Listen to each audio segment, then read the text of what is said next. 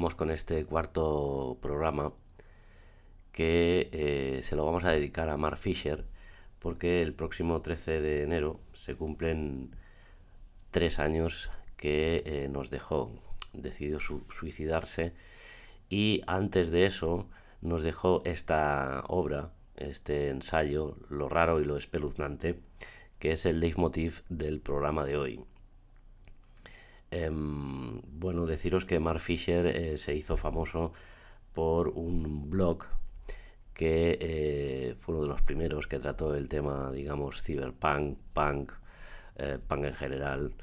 Un blog que, bueno, lo que buscaba era intentar adentrarse en unas nuevas maneras de enfrentarse a la sociedad. Su blog se llamaba K-Punk y mucha gente lo conoce por eso. Pero además estuvo trabajando para diferentes medios de comunicación. Él además formó parte del colectivo Unidad de Investigación de Cultura Cibernética, CCRU. Ese colectivo estaba muy conectado con los estudiantes de la Universidad de Warwick, donde él estudiaba, que está en las afueras de Coventry.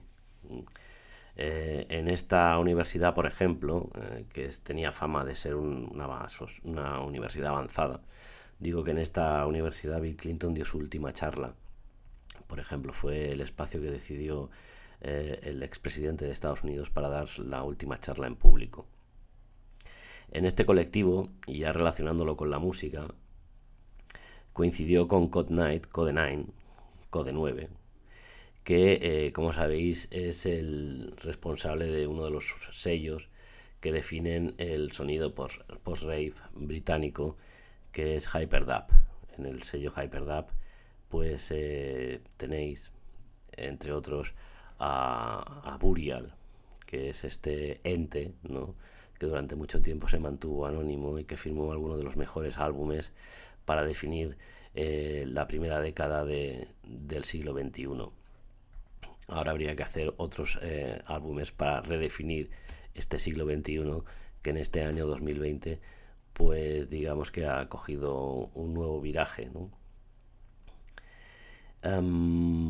Bueno, aquí tenéis a Mark Fisher. Sí, que ya digo, tenía un cuadro depresivo bastante importante y era un tío que le daba bastante al coco. Darle al coco y tener un cuadro depresivo normalmente no anuncia nada bueno, sobre todo para la persona que tiene el cuadro depresivo y el que le da demasiado al coco. Para nosotros realmente es una delicia haber podido entrar en el mundo de Mark Fisher a través de este libro que os comentaba, Lo raro y lo espeluznante, que es, ya digo, uno de los pocos, de los pocos libros que podemos encontrar en las bibliotecas. La mayor parte de los libros que leo pues vienen de la biblioteca. En K-Punk, por ejemplo, aquí lo tenéis, hizo críticas, reseñas de discos como este del primer álbum de Burial, que además ahí tenéis también que es la primera referencia de Hyperdub, un buque insignia, insisto, de los sonidos británicos de principio del siglo XXI. Tenéis en K-Punk pues todavía lo podéis consultar porque sigue en la web. De Burial pues bueno, me llama mucho la atención, por ejemplo, que también se incluye una de las pocas entrevistas que se le ha hecho a Burial. Aquí, por ejemplo, sí, la entrevista en realidad salió publicada en Wired, donde también escribía el señor Mark Fisher. Y en esta entrevista, ya digo, una de las pocas que existen, sí, para The Wire, es una transcripción sin editar, sin pulir, de esta entrevista de Burial, que salió en diciembre de 2012, hace 8 años ya. Y en esta entrevista, por ejemplo, llama la atención cómo Mark Fisher le pregunta, bueno, le hace una reflexión en torno a que su música aparece en los efectos de después de la rave, ¿no? Sí. Y efectivamente Burial responde que nunca ha estado en un festival, nunca estuvo en una rave, nunca estuvo en un warehouse, y nunca formó parte de una fiesta ilegal. ¿Sí? De hecho, Burial nunca toca en directo. ¿Sí? Los festivales de medio mundo pues hubieran suspirado por haber incluido en su cartel, en su line-up a Burial, pero el tipo se mantuvo incluso fuera de los focos, no habían fotos de él, hasta que un día apareció una de él con un flashazo, recuerdo, increíble detrás, una foto bastante fea, que a mí particularmente me decepcionó, porque pensé, bueno, para sacar esta foto, pues mejor haber mantenido ese anonimato, ¿no? Mark Fisher también escribió ensayos sobre bandas como The Pop Group, de Mark Stewart, y en el libro que nos ocupa, en Lo raro y lo espeluznante, diserta sobre la banda The Folk, de otro Mark, en este caso Mark Smith.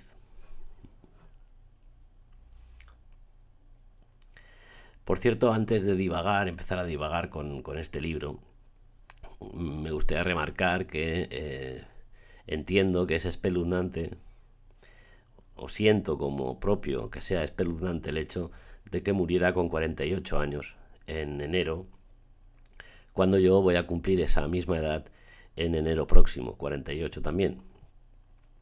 También es raro que se suicidara, decidiera suicidarse, decidiera dejar de vivir 3 meses antes de la publicación del libro que nos ocupa. En este sentido, pues me recuerda a otro escritor, en este caso de Cali, el escritor colombiano Andrés Caicedo. Andrés Caicedo también se suicidó justo el día en que recibió una primera copia del que a la postre sería su libro más exitoso, Que viva la música. Ahí lo tenéis, a Andrés Caicedo. Un día también le podemos dedicar un programa al escritor colombiano. Escucho ruidos que se cuelan por mis auriculares. Ya estamos entrando en la dimensión de lo raro y lo espeluznante. Esta es la portada del libro, aumentada, sí.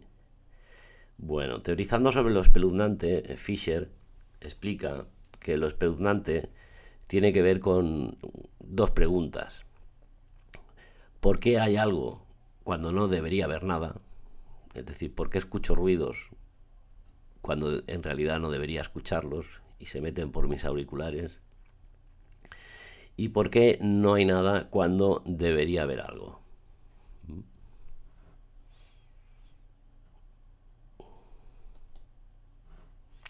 Bueno, por ejemplo, ahora mismo aquí debería estar yo y no aparezco. Eso sería un ejemplo. Y aquí sí, ya he vuelto. Ya estoy aquí. Entonces, digamos que lo espeluznante tiene que ver con ausencia, ¿sí? Como ejemplo de lo raro, él lo define como una perturbación particular que conlleva siempre la sensación de algo erróneo.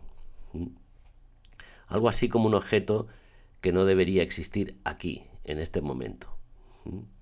Si tal objeto o entidad está aquí, quiere decir que las categorías que hasta ahora nos han servido para dar sentido al mundo dejan de ser válidas. Y no hay nada más inquietante, digamos, que pensar que esas categorías en las que hemos construido nuestro conocimiento, incluso nuestra personalidad, pues no sirven.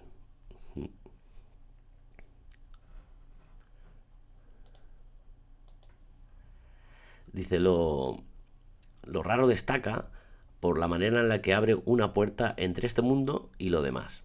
¿Mm? Por ejemplo, pone como escritor de lo raro a Lovecraft, que cuenta historias que están llenas de umbrales entre mundos. ¿Mm? Otro ejemplo bastante popular que abre puertas, este lo conoceréis seguro, abre puertas a través de verjas, aparecen en todas sus películas verjas, cortinas rojas, ¿sí? Es David Lynch, ¿sí? En el libro también se habla de una de sus películas más inclasificables, que es Island Empire, ¿no? Que dice Mark Fisher que inquieta porque está llena de agujeros en el guión, de umbrales entre mundos. Y eso es lo que la hace una película tan rara, ¿no? Seguro que gente que la ha visto te comenta, ¿qué película más rara? ¿No? Es una película que está llena de agujeros. Dice, lo raro se constituye por una presencia que rebosa o sobrepasa nuestra capacidad de representación. La presencia de algo que no encaja. En cambio, lo espeluznante, como he comentado antes, se constituye por una falta de ausencia o una falta de presencia.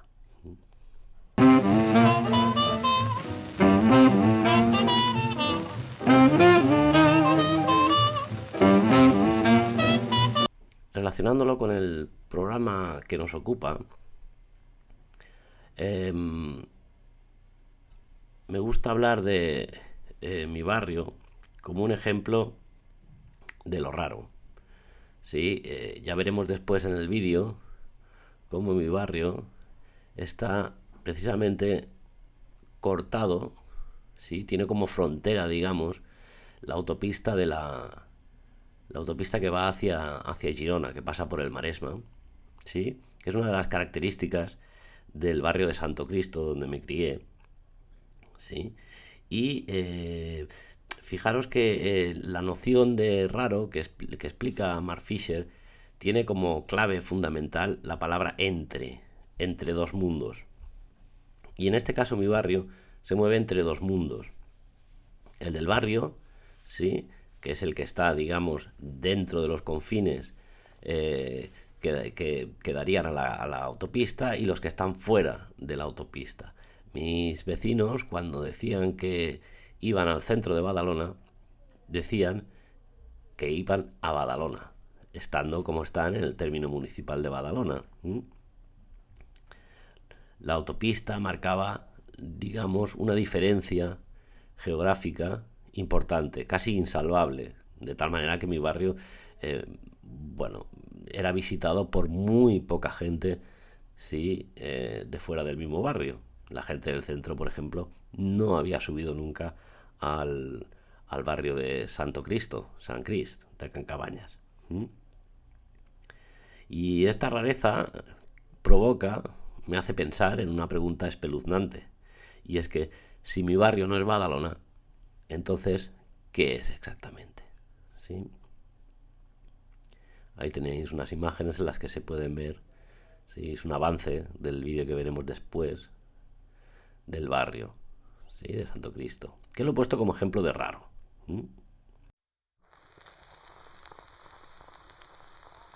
Laster av Henrik Clausen fra Nationaltheatret Christiania.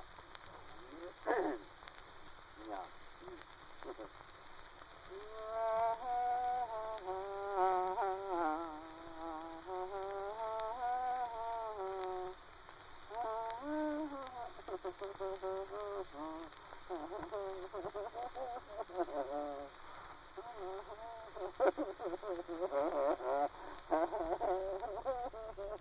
Y aquí tenéis Torribera,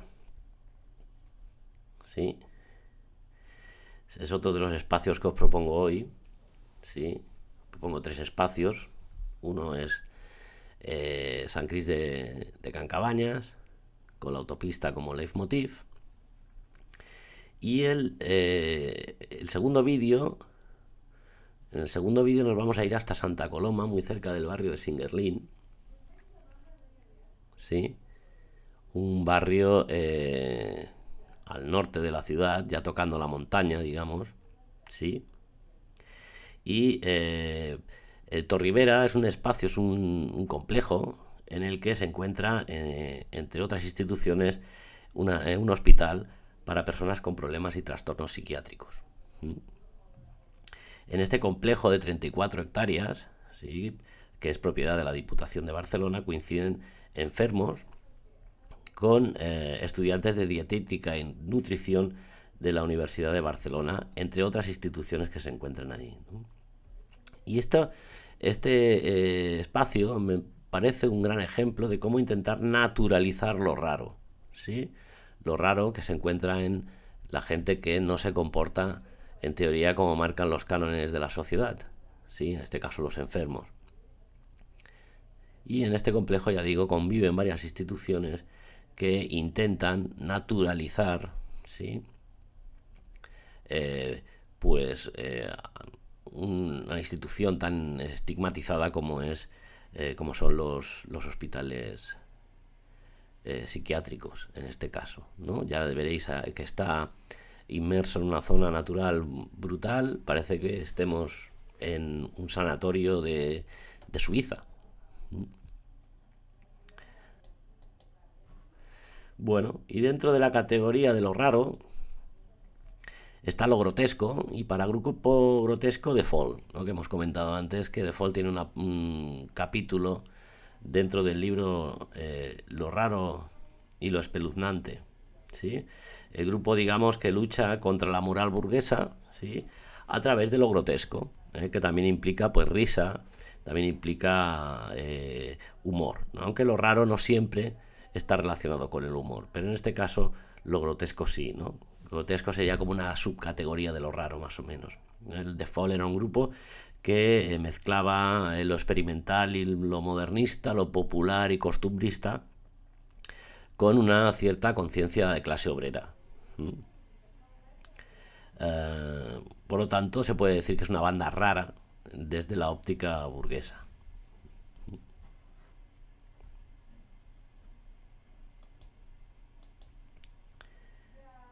Como raro son los viajes en el tiempo, que en este caso nos describe Tim Powers en Las puertas de Anubis. Las puertas de Anubis es uno de los libros que se citan en el ensayo de Mark Fisher, y es un libro que también he cogido en la biblioteca, prestado, y realmente me ha impresionado. Os puedo decir que yo por la portada no lo hubiera elegido nunca, ¿no? La portada que me remite al Mercat de Sant Antoni, aquellas obras de ciencia ficción de baratillo, que normalmente se encuentran al lado de las películas guarras de VHS, que todavía consume un cierto tipo de público. Pero realmente, me ha impresionado. Es una novela en la que Tim Powers demuestra una erudición increíble, pero además un manejo de la narración, sí, también muy redonda. Es fascinante la novela porque describe el contexto de principios del siglo XIX, ¿sí?, con tal detalle y tal minuciosidad que te acabas creyendo que los personajes han viajado en el tiempo. Describe varios universos a la vez, no solo el del siglo XIX, sino también el del siglo XX, relacionado con el mundo de la edición, con el mundo académico, también con los estudios que se realizan académicos respecto a escritores y poetas. En este caso, un poeta del siglo XIX, un poeta de los románticos, de los primeros románticos, que aparece en el libro también. El realismo apocalíptico de Tim Powers también era muy del agrado del maestro Philip K. Dick, ¿sí?, amigo de Powers también, y que se dice el mito, que el propio Philip K. Dick escribió una página, solo una página de la novela, lo que hace que la novela sea todavía más atractiva, ¿no? ¿Sí? Decía que los protagonistas marchan hacia Londres de principios del siglo XIX, y en un momento el protagonista escucha a alguien que tararea una canción de los Beatles. Un ejemplo de espeluznante. Ahí, en el siglo XIX, no debería no han nacido ninguno de los Beatles, sí, aunque parezca mentira, pero algo que no debería estar ahí, sí que lo está, y eso crea esa sensación espeluznante, ¿no? Le da una pista al protagonista de que alguien más contemporáneo a él, sí, se ha quedado atrapado en el pasado. Hace lo que se llama encaje de bolillos. La canción que aparece cuando no debería, precisamente es Yesterday, claro, ayer. Otros detalles espeluznantes que se me ocurren, por ejemplo, o de lo que es espeluznante, uno muy clásico, por ejemplo, es el final del Planeta de los Simios, ¿sí? ¿Por qué es espeluznante? Porque aparece la Estatua de la Libertad donde no se esperaba, ¿no? En el Planeta de los Simios, además. Que es nuestro planeta, por cierto, claro. Bueno, vamos con el tercer vídeo, porque si hemos hablado de lo raro, ahora me gustaría hablar de lo espeluznante en el tercer vídeo que os regalo. Y en este caso nos vamos hasta los confines de Barcelona, pasamos el río Besós y nos encontramos con las tres chimeneas, que las tenéis aquí, que para mí ha sido un ejemplo de paisaje espeluznante. Desde que era pequeño estoy acostumbrado, porque yo soy, ya lo he dicho, soy de Badalona, y aunque me pillaba desmano, pues por ejemplo para ir al Prica de San Adrián, pues pasaba mucho por delante de las tres chimeneas, ¿sí? Claro, nosotros los de Badalona, porque estamos acostumbrados a verlas, tres chimeneas, pero a pie de playa no te esperas una obra como esta, ¿no? Un mamotreto como este, casi a pie de playa, ¿no? Aquí se ve la carretera, pero al otro lado estaría la playa, ¿no? De las tres chimeneas, a mí particularmente me espeluznan muchas cosas. Por ejemplo, la rectitud de sus formas, que podéis ver ahí. Es espeluznante también por su ubicación, ¿no? Porque no te esperas encontrarte una especie de mini Chernóbil en esa parte del litoral barcelonés, ¿sí? Que por cierto, Chernóbil es como se llama esa parte de la playa, como se ha llamado popularmente, ¿sí? A esa playa que durante un tiempo fue nudista, por cierto. Ahora se la llevaron al Maresma, pero aquella parte de la playa era nudista. Se imaginaros, ¿no? Un nudismo mezclado con este tipo de ingeniería, sí, alucinante, espeluznante en este caso. Y una cosa que me producía también, un efecto que me producía un cierto espeluzne, era que pese a ser una construcción tan enorme, nunca veías a nadie desde lejos. No se veían cabezas, no se veía a nadie asomado, no se veía ni rastro de humanidad, ¿no? Sí. De personas dentro debían haber un montón, manipulando, controlando, pero en ningún caso se veía atisbo alguno de persona humana.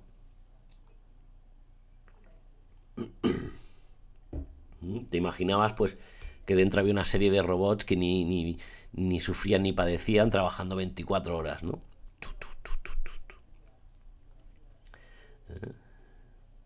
Eso sí, se escuchaban ruidos metálicos, ¿no? O se escuchaban, pues a veces se escuchaban como resoplidos de máquinas, ¿no? Cosas así, ¿no? O sea, la figura de las tres chimeneas es muy grande, pero muy opaca a la vez, ¿no? Y a mí eso, pues siempre me produjo, perdón, una cierta inquietud. Dice Mark Fisher a la hora de describir un paisaje muy parecido, dice: los humanos son conectores invisibles entre sistemas automatizados. Ahí lo tenéis, en las tres chimeneas. Tres chimeneas que, por cierto, después pasaron de ser operativas y ahora pues forman parte del interés urbanístico de San Adrián y no se van a derruir.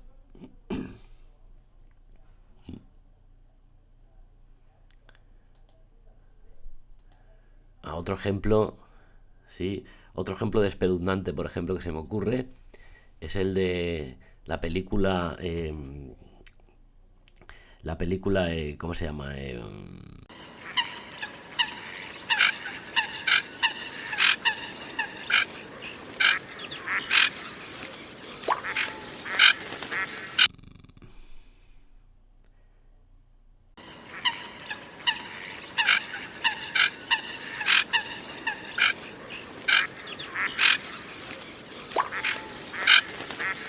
Frenético, eso, frenético, no me acordaba, ¿sí? En la que Harrison Ford y su mujer, ¿sí? Se van a París, aprovechando que él tiene una conferencia, creo, y aprovechan pues a irse, para irse los dos y así pues de esa manera disfrutar del viaje los dos. Y él se está duchando, se va al lavabo a ducharse y cuando sale del lavabo su mujer ya no está, ¿no? Sí, una ausencia como de repente, ¿no? Y entonces, claro, el tío flipa, ¿no? Todos fliparíamos, de hecho.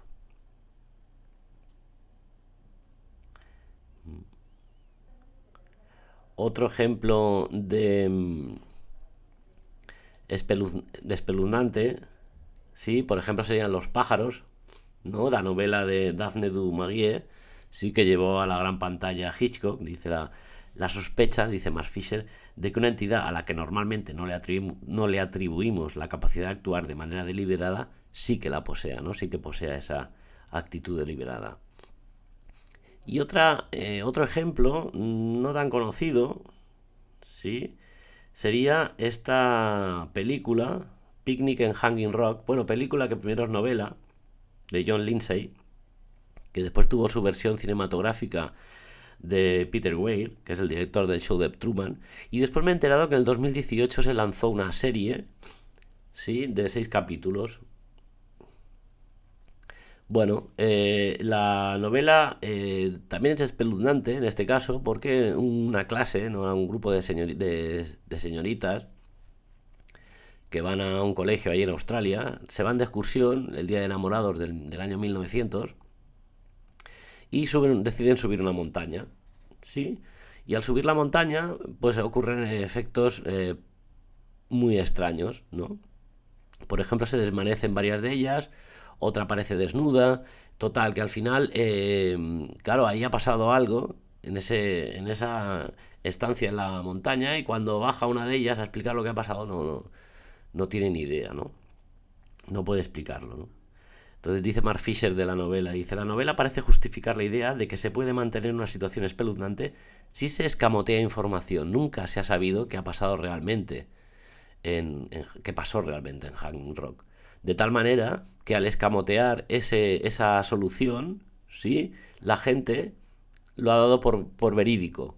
De tal manera que he visto en Film Affinity que se habla de la novela, de la película y de la serie como de una historia basada en hechos reales, cuando es mentira, ¿no? La propia Joan Lindsay, la autora, negó que estos hechos fueran verdaderos. En realidad, escamoteando información, ocultando información, consiguió darle una pátina de veracidad a los hechos, ¿no?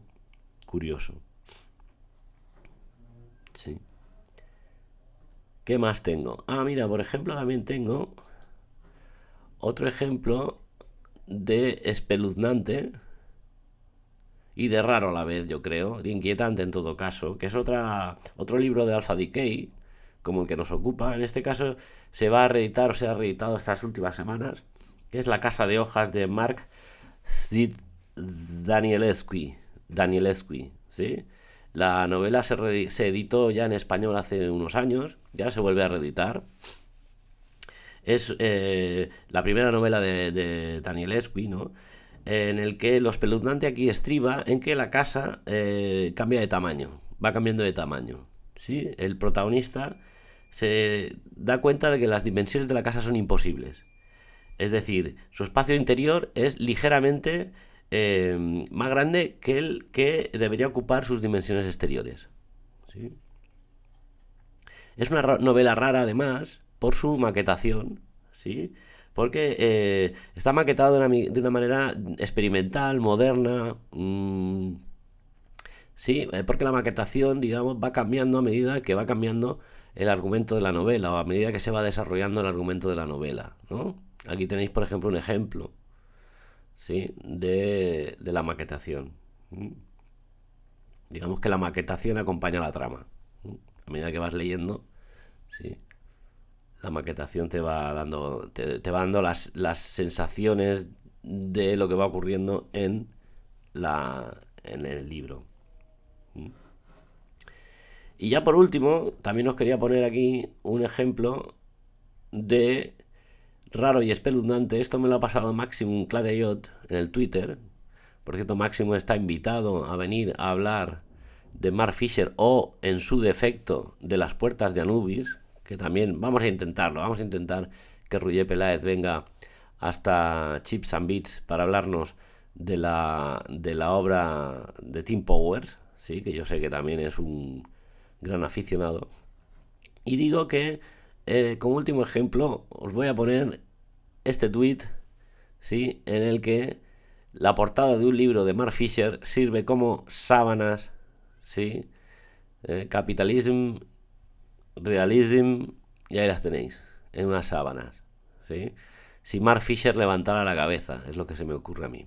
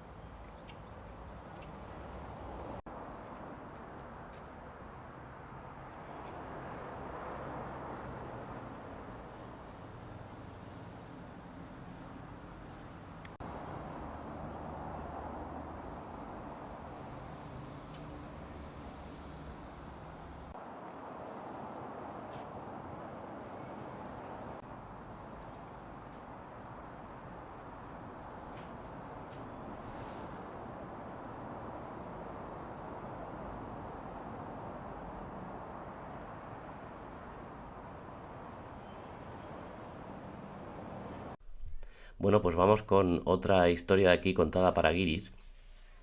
Vamos a hablar hoy de Badalona y de San Adrián, ya que el programa de hoy trata mm, o intenta desvelar varios rincones de estas dos localidades pegadas a Barcelona, tanto Badalona, perdón, como San Adrián han vivido a la sombra de Barcelona, pero en ambas localidades han pasado cosas. De momento Santa Coloma la vamos a dejar para otras emisiones, aunque la semana pasada ya estuvimos hablando de Santa Coloma relacionada con el Italo Disco.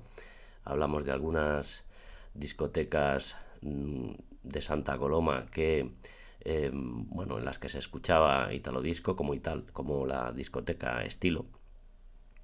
Entonces hoy vamos a hablar ya digo, vamos a repasar dos aspectos que creo que son interesantes en cuanto a la cultura de musical, cultura de club y cultura rave en la periferia de Barcelona. Además son dos elementos que nos van a unir los 90 con los años 2000. ¿Sí? Respecto a Badalona, nos vamos a ir hasta el polígono de Montigalá, un polígono que yo cuando era pequeño disfruté porque estaba sin urbanizar y permitía a los niños de los años 80 disfrutar de dos circuitos enteros dos circuitos para ir en bicicleta y poder dar vueltas. Uno era de unos 500 metros y el otro de un kilómetro aproximadamente. Esas eran mis vacaciones de verano. No tenía pueblo, entonces tampoco teníamos pasta para viajar, éramos 4 hermanos y nos íbamos a Montigalá. La cosa se estropeó a finales de los 80 porque la zona pues obviamente tuvo su momento de efervescencia neoliberal y a finales de los 80, pese a que los vecinos y los los boutiques, digamos, de la zona realizaron varias manifestaciones, al final el progreso siguió adelante y toda aquella zona pues fue ocupada por diferentes grandes superficies, varios malls. Bueno, recuerdo por ejemplo Toys R Us, que se especializó en juguetes. Recuerdo también todas aquellas superficies destinadas al tresillo, a los muebles. Recuerdo también la discoteca que tenéis aquí. Esto que tenéis aquí es la discoteca Grand Velvet, que es la discoteca conocida como la de los 1000 millones. Se estrenó en el año 94 con una noche especial en la que actuaron humoristas como Chiquito de la Calzada o magos como Pepe Carroll. Bueno, realmente fue un acontecimiento. Badalona llevaba muerta 20 años por lo menos. Bueno, no tanto, igual 15 años, porque en los 80 todavía había algunas salas de conciertos y algunas salas donde se podía disfrutar de música en directo. En cuanto a discotecas, pues bueno, estaban las discotecas que todavía vivían de los 80 y casi de los 70, como Simbiosis o como Titus, donde por cierto no me dejaban entrar, por lo tanto no la podía disfrutar. No me dejaban entrar porque no vestía adecuadamente. Aquello se convirtió en una especie de apartheid de niños pijos y yo me quedé a un lado. Porque, bueno, ya lo he dicho, yo soy de la periferia de Badalona, soy del barrio de Santo Cristo, que es ese barrio que hemos comentado, que ha quedado estrangulado o quedó estrangulado en los años 60 por la autopista. Perdón. Bueno, ¿qué os puedo comentar de Grand Velvet? Bueno, aquí tenéis una foto, lugares abandonados. Grand Velvet, por cierto, estuvo muchos años derruida y en aquella zona que se convirtió en la nueva meca del comercio, en el cinturón rojo de Barcelona, pues estuvo como 10 años derruida. Cerró en el año 97-98 porque hubo una serie de incidentes en la puerta, algún que otro navajazo, murió un chaval en un fin de año. Total, que estuvo bastantes años derruida, ¿sí? No fue hasta hace 10 años justamente, hasta noviembre del año 2010, que la discoteca acabó, bueno, pues se la llevaron por delante y aquello pues al final dejó de ser una especie como de esqueleto de lo que había sido el Club Badalones. Sí, eran como las cenizas del Club Badalones y al final pues bueno, aquello pues se despejó bastante, ¿no? Pero estuvo bastante tiempo, ya digo, todo aquel... porque si os fijáis parece un submarino, sí, bueno, está entre submarino y sí, una especie de nave, barco también, ¿no? Puede ser. Entonces, aquella estructura quedó derruida y, bueno, quedó como un vestigio de lo que fue, ¿no? Yo escribí un artículo hace unos años, precisamente, hablando de Grand Velvet en Clubbing Spain. Lo titulé La disco de los 1000 millones. Grand Velvet, por cierto, fue como la extensión del bar Grand Velvet que estaba en el Eixample de Barcelona, una idea que tuvieron varios empresarios y a la que se apuntaron grupos mediáticos importantes como Primera Línea, por ejemplo, sí, que promocionaba bastante la discoteca, una discoteca en la que pinchaban los locutores de los 40 principales. Se convirtió pues en una especie de Florida 135, pero en Badalona, porque venían bastantes autocares de toda Cataluña y parte de España, ¿sí? Aquí tenéis el plano de la discoteca, ¿sí? Ahí podéis verlo. La discoteca tenía un láser que costó 1 millón de pesetas y su potencia de sonido llegaba a los 35.840 vatios. Una potencia acústica en pista de unos 11.000 vatios. El diseño de la discoteca destacó, entre otras cosas, porque, por ejemplo, fue la primera vez que yo vi unos lavabos transparentes. Estabas haciendo pipí y podías ver a la gente desde abajo, ¿no? Es como si estuvieras meando a la gente, más o menos. Ya digo, fue un proyecto de Velvet Bar, que era el bar que se encontraba entre Balmes y Villa Augusta. Y bueno, era un bar pues, pijete, ¿no? El arquitecto Alfredo Rivas, que también ganó algún premio FAT, pues se encargó de diseñar y construir la sala, ¿no? Ahí la tenéis.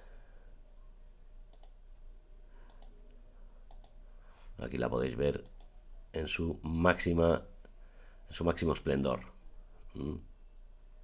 Ya digo, estaba en un polígono enorme. Cerca de ella estaba el Carrefour, ¿sí? Y había, bueno, era un intento pues de modernizar el comercio. Claro, todos los pequeños comerciantes, petits boutiques de la zona, pues obviamente no estaban de acuerdo con este megaproyecto. Sí, también fue el primer IKEA, por ejemplo, que se montó en Cataluña, pues tuvo su emplazamiento allí en este polígono, en el polígono de Montigalá. Aquí tenéis cómo quedó la discoteca durante muchos años, la parte interior. Podéis ver que quedó en un estado lamentable, estuvo durante mucho tiempo,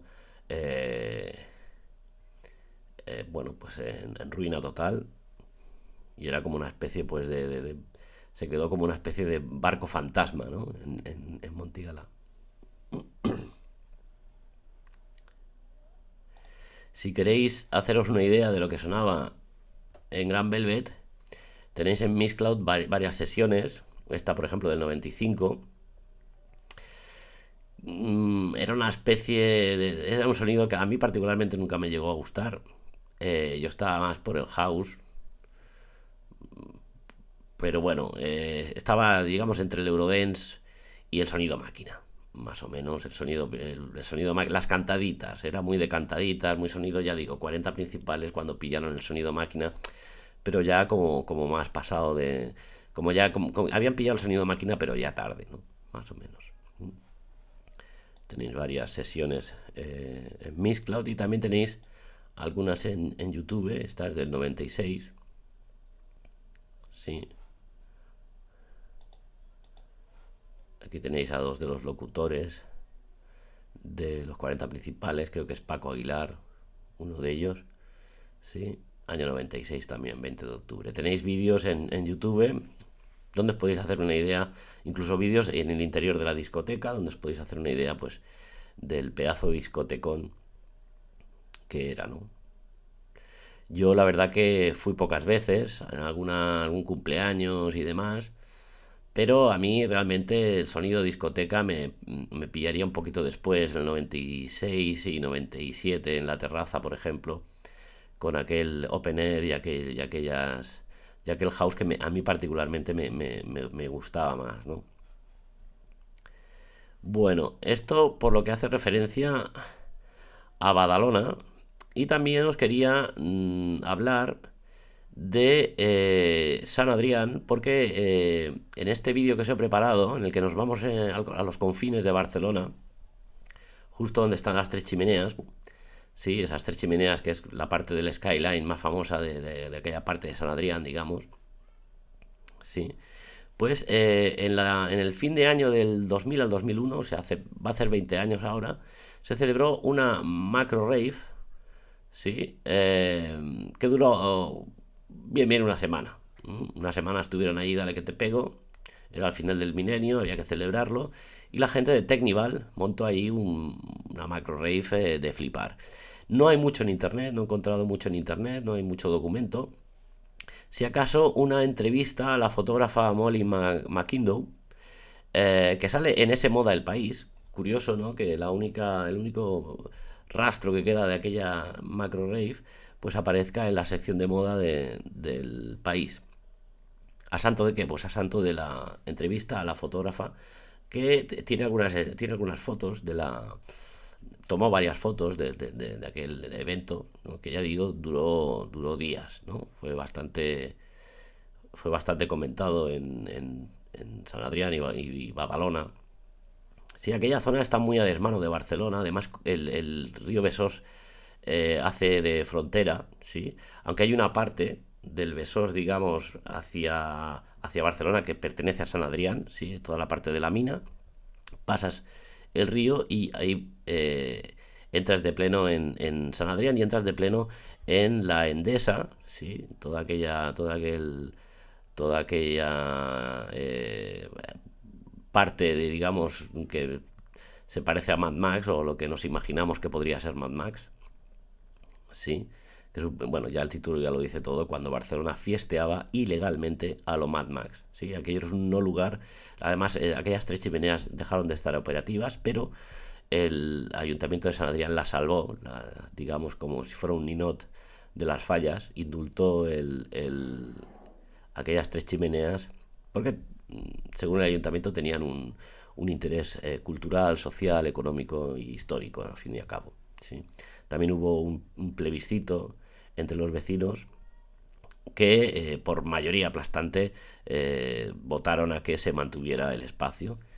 Un espacio que, por cierto, aparece en un documental que he encontrado en italiano, pero que está traducido con subtítulos en español, Tecno il respiro del monstruo, ¿sí? Ya digo, con subtítulos españoles, en el que varios miembros de Technival van explicando la cultura de rave, sus principios, por qué ocupan espacios, por qué hacen fiestas en espacios industriales. Y en un momento dado del documental, antes de irse a la República Checa, ¿sí? Donde van a tener un incidente gordo con la policía, digo que antes de irse hacia allá, hacia Chequia, aparecen ellos montando lo que supongo que debe ser ese fin de año en las tres chimeneas que se ven ahí. Las podéis ver ahí, detrás del camión. Esas son las tres chimeneas. Sí. Está bien el documental, la verdad que sí. Es una hora, son unos 72 minutos de documental. Está bien, la verdad que sí. Y se ven imágenes brutales del enfrentamiento con la policía.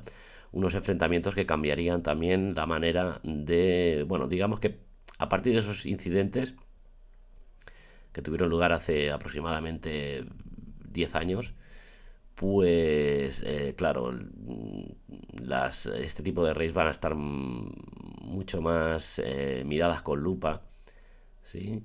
Y van a cambiar las reglas del juego, por supuesto. Las autoridades se van a poner bastante más duras con este tipo de movimiento traveler. Bueno, pues espero que os haya gustado esta sección, ¿sí? Y que os esté gustando el programa. Seguimos.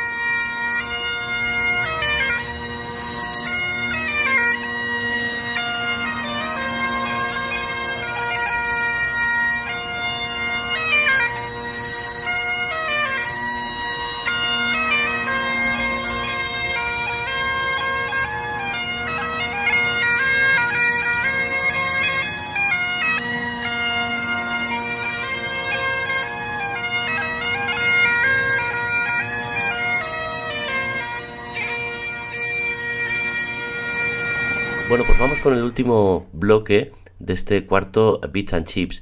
En este último bloque nos vamos a ir a la periferia de Europa, a los confines de Europa.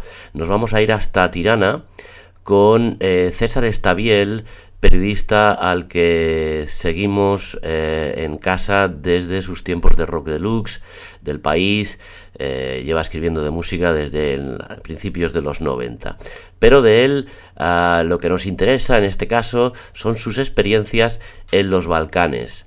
Es una persona inquieta que le gusta viajar hasta los confines de Europa. Vamos a ver qué nos explica de ese no lugar que es Tirana, la capital de Albania.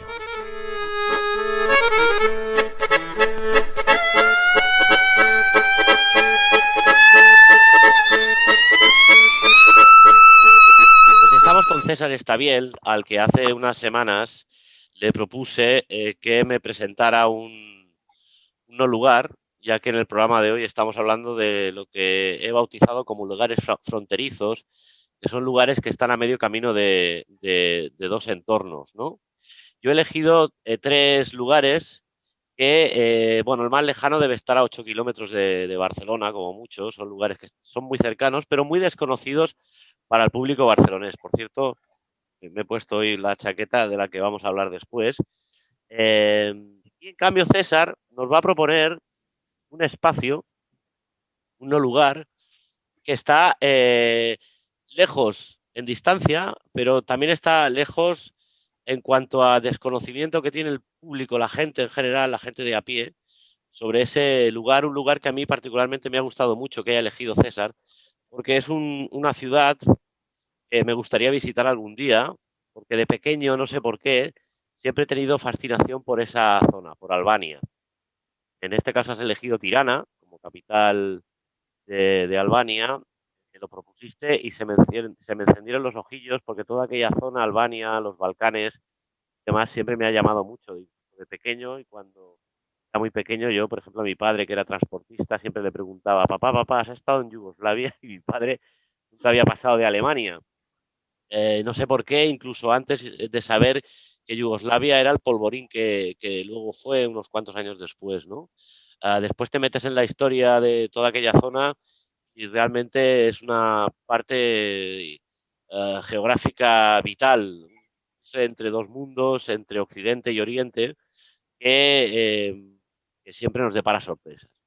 Entonces, a César lo elegí de una manera muy intuitiva, porque sé que cada verano cuelga fotos en Instagram de lugares que a mí me parecían acojonantes, sin saber muy bien dónde puñetas estaban.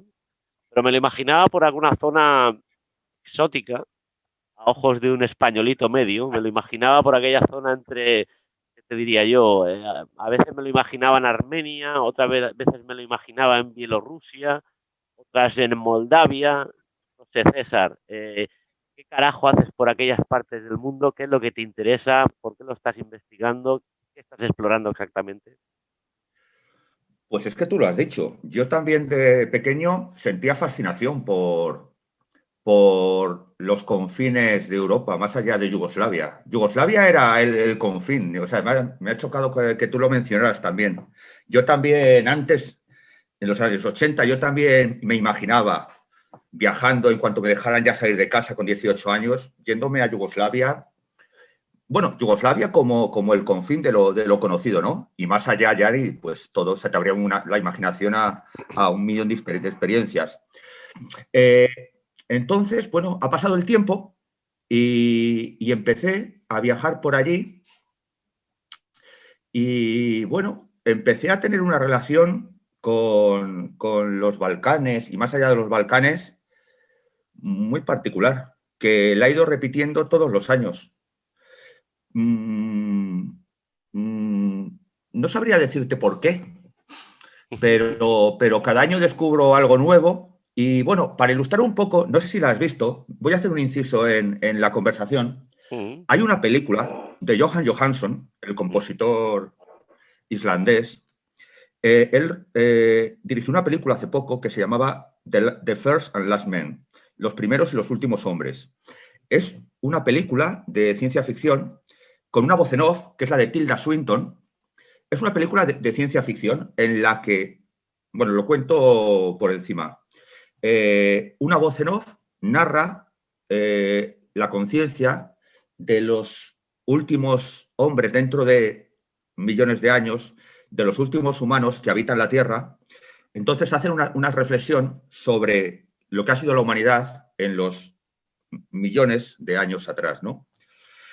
Y todo esto, esta reflexión que hace Tilda Swinton con voz en off, es sobre un montaje de unas fotografías y unas grabaciones que tomó Johan Johansson de Yugoslavia, de los Spomeniks, ¿no? Que son unos monumentos que la Yugoslavia de Tito decidió construir a lo largo de la entonces Yugoslavia, pero alejada de las ciudades. Es decir, tú vas por un bosque y de repente en un cerro te encontrabas con un edificio, con un monumento abstracto de hormigón que o bien asemejaba a una nave demolida de Star Wars o era algo acojonante, ¿no? Entonces empecé a ir por los Balcanes cazando Spomeniks.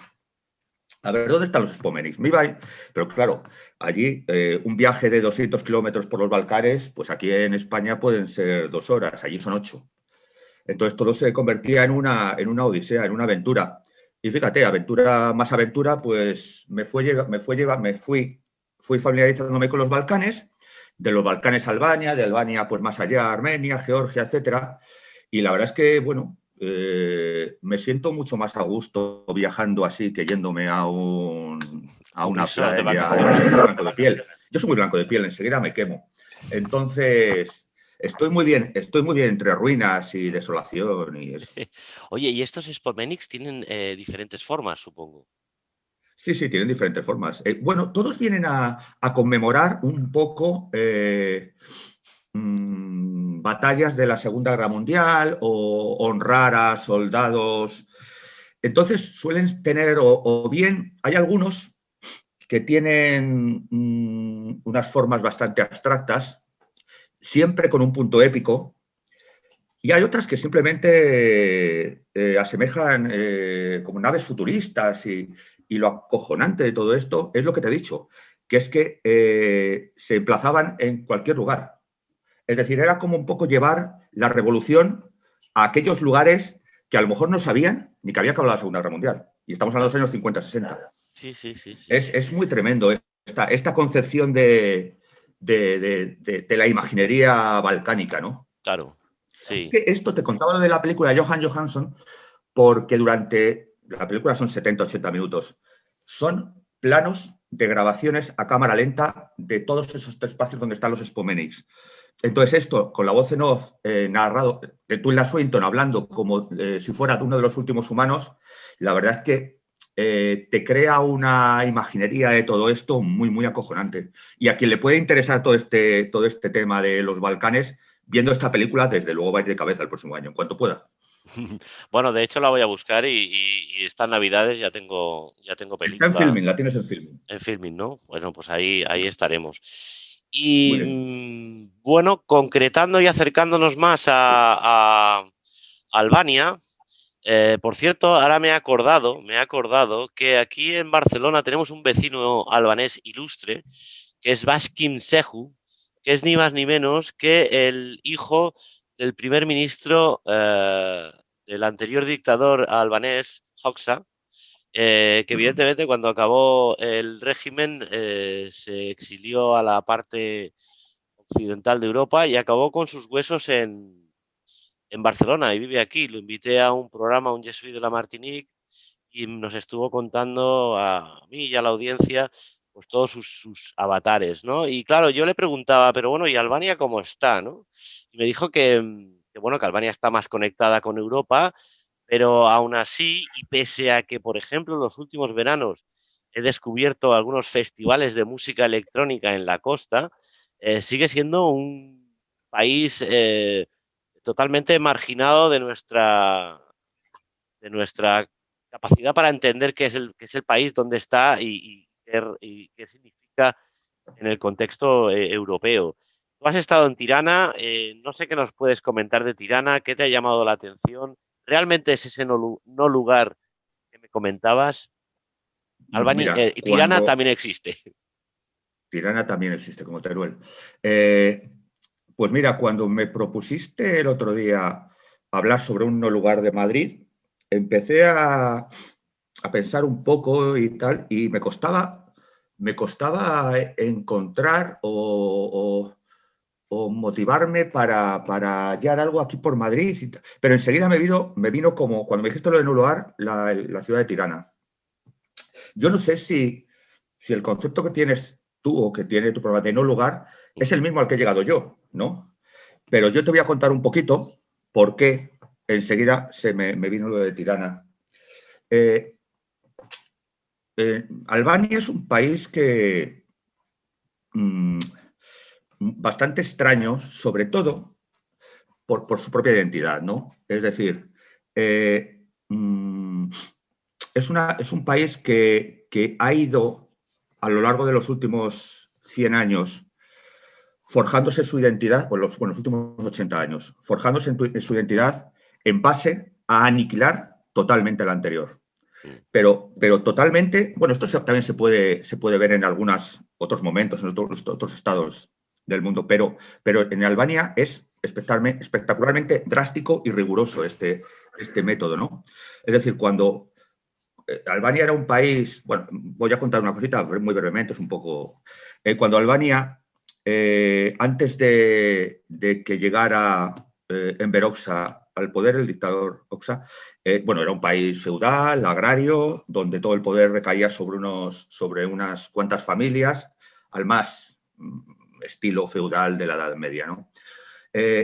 Cuando llega Enver Hoxha, decide aniquilar todo resto de ese tipo de sociedad, ¿no? Y convertir a Albania en una especie de Unión Soviética pequeñita, ¿no? Y lo hizo de la manera más rigurosa, es decir, destruyendo absolutamente todo. Pero todo es todo. Tú te mueves por Albania y Albania es un país rico en cultura y no ves realmente, vas por el campo, no hay restos, no hay monumentos, no hay evidencias históricas. Es decir, quizás sea el país de Europa que más cerca está de perpetuar su historia de la manera oral, porque realmente cuesta mucho encontrar restos que hablen de la Albania anterior a Oxa. Y resulta que cuando Oxa empezó a construir este tipo de Estado soviético con una gran dosis de paranoia y tal, a su muerte, en el 85, cualquiera podría pensar que una vez ya muerto el dictador, pocos años después acaba el comunismo en Europa, lo normal hubiera sido, o una tendencia natural de pensamiento puede llegar, que bueno, la gente toma ese espacio que siempre ha sido suyo y lo hace suyo. Pues no. Yo cuando estuve en Tirana me encontré una ciudad que, si Oxa había destruido por completo toda la cultura y toda la realidad anterior a su mandato, el nuevo sistema político y social que llegó después ha intentado no destruir, sino cubrir, o de una manera, pero mucho más torpe, todo lo que significó el mandato de Oxa. De tal manera que, por ejemplo, destruyeron y aniquilaron todas las estatuas y todos los ornamentos de aquel sistema. Pero, curiosamente, los sacaron de las calles, pero no los destruyeron. Te los podías encontrar en un patio tirados. Es decir, acabaron con aquello de una manera un poco torpe. Total, y realmente, después de aquello tampoco se ve que hayan... no se ve una identidad propia muy diferente a la que dejó el dictador. Por ejemplo, hay una cosa que me chocaba mucho, no sé si lo sabes, en Tirana, Tirana es una ciudad pues bastante pobre, y había un barrio que se llama el Bloku, donde vivía Oxa y toda la clase, digamos, dirigente y política, y estaba cerrada al resto de la población. Nadie podía entrar ahí. Cuando murió Oxa, eso se abrió y la gente, el pueblo, nunca ha tomado esa zona. Nunca ha sido suyos. Es muy curioso. Es decir, tú vas por allí, es como si esa parte de la ciudad no fuera la de ellos. O sea, la zona más rica de la ciudad sigue siendo una zona que no ha sido tomada por el pueblo albanés, por la población de Tirana. Es curioso. Las bulevares grandes, que antes les estaba prohibido circular, no circulan por allí. Claro. Es bastante curioso eso. La inercia, de ahí ¿no? que me viniera a la cabeza lo del no lugar, ¿no? Que... de manual. Sí. ¿No? Es un espacio que no se aprovecha, que donde no se crea, donde no crece el amor, digamos, ¿no? Desde un punto de vista metafísico, incluso si lo quieres así, ¿no? Mira, te voy a poner un ejemplo. Si cualquiera que empiece a indagar un poco sobre Tirana, hay muchas páginas de estas de 10 cosas que hacer en Tirana, ¿no? Bueno, posiblemente en Tirana no hay 10 cosas que hacer, habrá 4 nada más. Pero la primera siempre es la misma, es visitar la pirámide. Resulta que cuando murió Oxa, su hija ordenó levantar una pirámide en el centro de la ciudad. Una pirámide como las pirámides de Egipto, que iba a ser un mausoleo y luego, al final lo del mausoleo salió, iba a convertirse en un museo para honrar la memoria de su padre. Muy mala idea, porque a los 3-4 años el comunismo desapareció de la faz de Europa y aquello quedó en agua de borrajas. Bien, pues un edificio tan colosal, le han intentado, sin mucho tampoco empeño, darle otras utilidades más beneficiosas para la población, como intentaron hacer un centro cultural, no salió, intentaron convertirlo en una discoteca, creo que duró ni un mes la discoteca, y al final acabó, yo cuando estuve acabó en ruinas. Entonces es tremendo cómo un edificio de verdad que se le podía dar una utilidad tremenda, y aquí empezamos a imaginar, podemos pensar en 20 cosas útiles y maravillosas que poder hacer allí. Ellos directamente intentaron una discoteca, no duró un mes, un centro cultural, nada, y acaba dejado de la mano de Dios. Me imagino a los albaneses como muy mansos, ¿no? Como en el sentido de que, bueno, por lo que estás comentando, ¿no? Es lo que decía, ¿no? La inercia de aquella dictadura es como si los hubiera amansado de por siglos. Además, un pueblo, el albanés, que aquí, claro, hay un dato histórico que es clave y es vital, que estuvo bajo el Imperio Otomano durante muchos siglos, ¿no? Entonces, claro, es un pueblo que en realidad ha estado oprimido, si se puede llamar así, ¿no? O que ha estado invadido desde un punto de vista cultural y religioso, que ha creado pues que Albania sea ese país, digamos, manso que nos imaginamos, un país que no cuenta para nada, que por cierto, hemos hablado de dos estados comunistas, pero dos estados comunistas que enfocaron el comunismo de manera casi antagónica, ¿no? Albania es un estilo a Corea del Norte, cerrado, hermético, y el Estado yugoslavo, con Tito a la cabeza, que incluso se llevaba bien con según qué dignatarios y mandatarios occidentales, ¿no? Es curioso también, a tan pocos kilómetros de distancia, ¿no? Esas dos maneras de enfocar el Estado socialista. Sí, bueno, no sabes incluso que Enver Hoxha, justo al principio de la dictadura, su gran aliado era Tito. Tito era el modelo a seguir para Hoxha. Lo que ocurre, sobre el papel, en teoría, lo que ocurre que este señor, Enver Hoxha, tenía unas ambiciones y unos proyectos tremebundos en su cabeza. Entonces Tito enseguida pues le pareció pues una persona que... Una mala compañía. Bueno, o si no, que había traicionado desde el minuto 1 toda la doctrina marxista. Claro. Entonces se fijó directamente después en Stalin. Pero cuando Stalin murió, la Unión Soviética post-Stalin le pareció también aquello Estados Unidos. Y se tuvo que refugiar en Mao. pero claro, Mao estaba muy lejos. Claro. Entonces,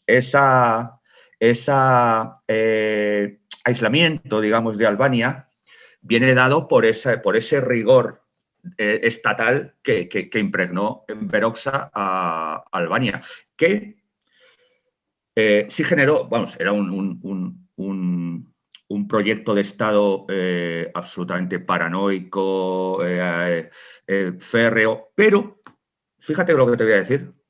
Yo le veo su punto de lógica al Estado de Albania. Es decir, Enver Hoxha lo que vino a decir es, perfecto, ahora después de la Segunda Guerra Mundial estamos en el bloque del Este y realmente Stalin se fijó en Albania porque Albania quería que fuera, digamos, la huerta de la Unión Soviética. Y dijo Enver Hoxha, bueno, si quieren algo de nosotros los soviéticos, nosotros vamos a exigir algo. Y es un poco la metáfora del pez chico que se cree muy grande y se hace ver muy grande para que el grande no le coma.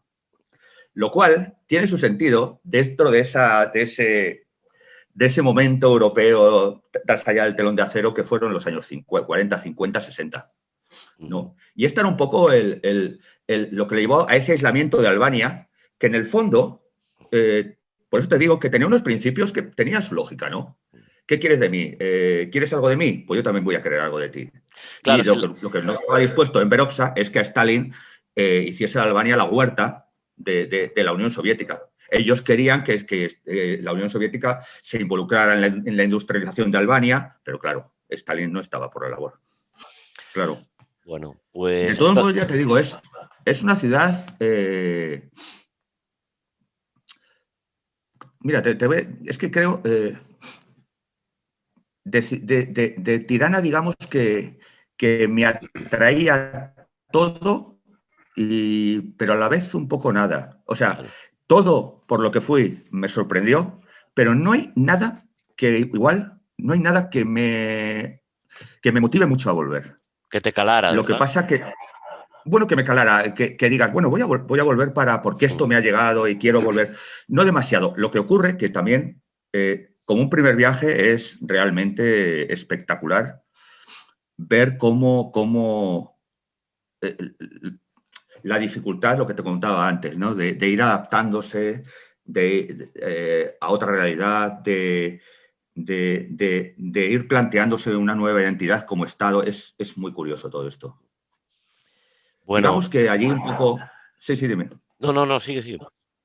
No, que es esto. Y lo que decías antes, que mmm, digamos, yo lo que vi de los albaneses, decías que eran mansos. Yo creo que es un pueblo que se ha tenido que buscar las castañas del fuego siempre. Antes de Oxa, durante Oxa y después de Oxa. Es decir, los medios de subsistencia se los buscaban ellos y si no les llegaban, pues cultivaban 4 berenjenas en el portal de su casa, criaban un cerdo y tal. Y esto todavía se sigue viendo ahí. Claro. Por eso te digo que es un modo de vida que han pasado ya 30 años de la caída del comunismo y todavía se ven maneras de subsistencia muy propias ya te digo, de la época de Oxa. Sí. O sea, la estructura de una ciudad soviética, pero el corazón es de zoco árabe. No sé, y ves que esa identidad de zoco árabe, ¿no? Yo creo que no ha sido la estructura soviética demoledora y aniquiladora, no ha podido con ello. Y eso es muy bonito. Pues mira, te voy a contar una anécdota que me acabo de acordar ahora y ya se me escapaba, con la que me gustaría cerrar esta intervención. Y es que esta chaqueta que llevo me la compré en Pristina, precisamente en Kosovo, en el aeropuerto de Pristina. Yo iba buscando la chaqueta de Kosovo y resulta que me encuentro con la de Albania. Me la compré, dije, me la voy a comprar. Y un día fui a Badalona, precisamente pasando por el puente de la autopista, que es uno de los vídeos que he elegido para este programa. Y vi un coche que se me acercó por el lateral de la autopista salida a Badalona centro, y el coche paró a mi lado, en un sitio bastante complicado de parar, que es la salida de una autopista, ya de por sí es un sitio complicado de parar, y se bajó una chica a preguntarme si era albanés, a preguntarme que de dónde había sacado la chaqueta y que si realmente era albanés, que me había visto ya desde la autopista y había dado la vuelta para salir justo por la salida por donde yo venía andando, a un paso ralentí, dio la vuelta para parar el coche y venir a saludarme, lo cual, pues, bueno, me dejó con el culo cuadrado.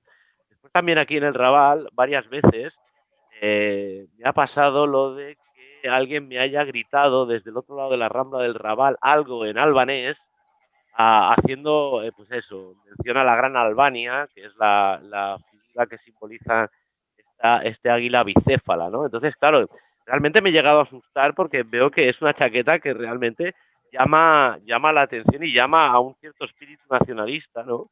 Y aún como una especie no sé cómo decirte, de orgullo, ¿no? De orgullo entre unos pocos albaneses que siguen viviendo por aquí, por Barcelona, de manera medio invisible, porque muy poca gente debe conocer gente albanesa, pero que esta chaqueta es como que los atrae, de repente salen como de más verosímiles, ¿no? ¿Y Entonces, no has tenido el caso contrario de alguien que, digamos, claro, no lo he no? Porque tenido. es que, Claro, bueno, claro, claro. claro, Sí, es que sí, ya sé por dónde vas. yo también tengo, bueno, no tengo la chaqueta, pero sí tengo camisetas con el águila bicéfala. Y en Kosovo, en Pristina, bueno, Pristina es un buen lugar, Kosovo, para ponértela, ¿no? Claro. Digamos que te ganas a todo el mundo allí. Mm. Pero cuidado que no vayas a zona de influencia serbia, Claro, barrio serbio, claro, claro. porque ya la cosa se complica. Y aquí, a mí en Madrid, saliendo una vez, tuve bueno, un altercado. Fui a comprar un kebab y resulta que era el chico que era serbio y me empezó a decir, ¿por qué te pones la camiseta esa de Albania? No sabes lo que representa. Y me fui Claro. sin el kebab. Y es Claro. curioso porque es más heavy que si llevas una camiseta del Madrid en Barcelona o del Barça No, aquí no, en sí, Madrid. sí, sí, sí, sí, sí, sí. Sí, por eso te Es digo tremendo, ¿eh? o sea, esa, digamos, fascinación que crea en la gente albanesa hace que me cague de miedo porque es lo que tú dices. Pienso, claro, al revés, también debe crear un rechazo Claro, igual de fuerte, ¿no? claro. Entonces, claro, Tú todavía no sabes, me lo he encontrado, pero que sí, que podría darse el caso, claro. sí, bueno, ya te cuento una anécdota que igual la conoces. Tú eres buen aficionado al fútbol también, Sí, creo, sí. ¿no? En la selección de Suiza hay dos albaneses. Uno, creo que, no sé, uno está en el Liverpool y otro en el Arsenal. Pues me acuerdo en el último mundial, un gol metió el gol y Sí, hizo el águila bicéfala y tuvo algún problemilla, creo sí, recordar. Le llamaron al orden sí, por reivindicar. sí, fue en Suiza, en un Suiza-Serbia. En un Y era Shaka, Suiza-Serbia. ¿no? Claro, claro, claro, en un Suiza-Serbia. Es Claro, que los albaneses, perdón, los kosovares, muchos se exiliaron a Suiza claro. y hay varios jugadores. Por ejemplo, la Real Sociedad tiene a Januzaj. Januzaj también Sí, es kosovar. Sí, estuvo en el Manchester y después fichó sí, por la sí, Real. sí, Sí, sí que es verdad. Y claro, era muy raro porque decía, hostia, ¿y dónde están los kosovares aquí si juegan suizos y serbios, ¿no? Pero por eso te digo sí, que esos sí. símbolos, ¿no? Cómo se van Total. colando, ¿no? Por Sí, esas rendijas. Ahora es el fútbol, ahora está sí, aquel dron también que cayó creo que también era en un Serbia-Kosovo también, creo que hubo un sí, dron que irrumpió de repente en el estadio y ya no se pudo jugar, ¿no? Entonces, claro, sí. me encanta toda esa zona, bueno, me encanta, por un lado me encanta y por otro lado me crea cierto temor porque en esa zona del mundo, digamos, todavía hay fuerzas como telúricas, malignas, ¿no? Que irrumpen en realidades como las nuestras que parecen tan sobadas. No sé si me explico Sí, lo que te quiero decir. sí, Irrumpen de sí. repente y aquí el capitalismo ni pollas. Aquí cae un dron en el Bueno, estadio y se para el partido y no hay huevos a sí, seguir, ¿eh? sí, Ya lo puede decir la UEFA, sí, la sí. FIFA o quien sea. Bueno, es que los Balcanes es un polvorín todavía no resuelto. Claro. No se ha resuelto en 100 años y seguimos igual. Y seguimos igual, sí. Así que, sí, sí. Así que, bueno, ahí estamos. Bueno, César, oye, me ha encantado la charla. Yo te invito a que sigas pensando en un lugar de Madrid, porque la Sí, próxima vez que quedemos lo vamos a hacer al revés. sí, Yo estoy preparando un vídeo sobre el transiberiano que hice el verano pasado. Sí. Entonces haré el sitio remoto geográficamente será el mío y el tuyo será el cercano, el de Madrid. Perfecto. ¿Te parece bien? Sí. Lo vamos pensando. Lo vamos pensando y en una nueva retransmisión te invito a que vengas aquí a charlar. Ha sido un placer, César, de verdad que sí. David, pues igualmente. Nos vemos, a ver si nos vemos de una puñetera vez, ya sea en Barcelona o en Madrid. Donde seguro que pronto, donde quieras. A ver si es Vale. verdad. Seguimos en contacto. Un abrazo, tío. Un abrazo. Chao.